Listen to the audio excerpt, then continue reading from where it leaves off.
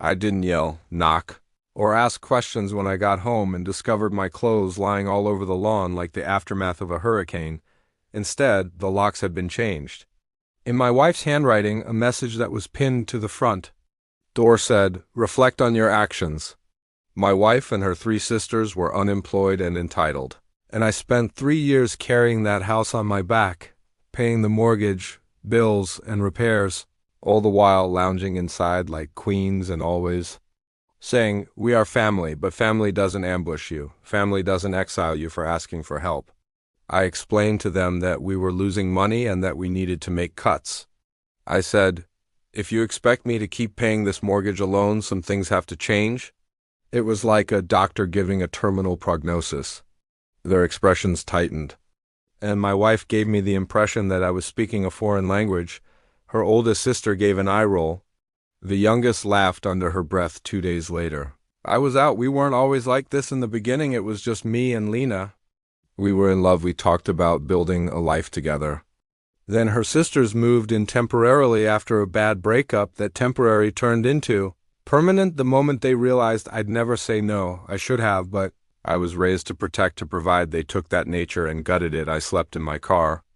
That night you think you know pain until you see your reflection in the rear-view mirror at 2 a.m.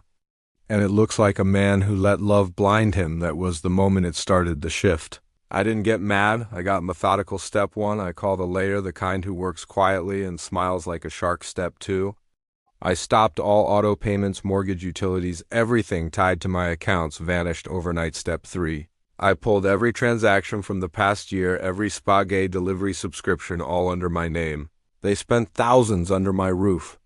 And my silence, I wasn't silent anymore. I began documenting screenshots, voice recordings, security footage. I knew they weren't just living rent-free. They were using my house for their little side hustles. Illegal rentals, private parties, they bragged about it on social media. Lena even posted a story, "Men are replaceable, houses aren't." They had no idea that the mortgage had lapsed, that the electricity bill hadn't been paid, or that the HOA was receiving complaints. So I printed that one out and kept it for a month. I played ghost, making no calls or pleading, just a man watching from the shadows while the walls surrounding them shattered. When the first foreclosure warning letter arrived, I saw them go on the internet in a panic, screaming that the bank had botched up and that the system was broken. No, sweetie, you broke it when you assumed I wouldn't fight back. And then there was the legal strike. My lawyer filed for separation of financial responsibilities, presented evidence of exploitation. And here's the kicker: ownership dispute. It turns out that even though I added Lena's name to the deed, the sisters and I still owned 75% of the property. We made a silent offer to the bank, and the property was bought back through a third-party LLC I formed specifically for this. The house was technically no longer mine. It was owned by my companies, and that company served them with an eviction notice. When I arrived on the last day, they were frantically attempting to drag trash bags of clothing into a rental car.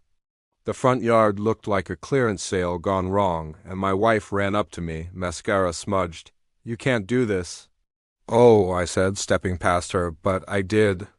As the neighbors across the street watched like it was the last scene of a reality show, her sisters began shrieking threats, insults, and crocodile tears. I stepped up the porch steps, took out my keys, and opened the door, saying, "You changed the locks." Lena yelled no, so I calmly answered, "I changed the game inside." The place was ruined, with scratched flooring, soiled countertops, and locks that didn't matter. They stood outside, astonished and exiled, now poetic through the glass. I gave Lena one more glance before her mouth moved, asking, "How could you?" Though I didn't answer, I muttered to myself, "Consider your actions."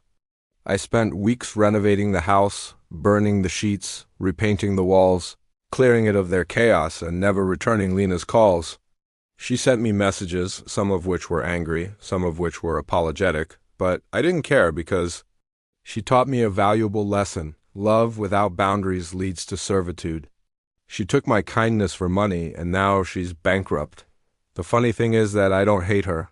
Doing so would mean that I still feel something, but I feel clean, cold, and free. They wanted me to reflect, which I did, and I returned sharper, so no, I don't regret it.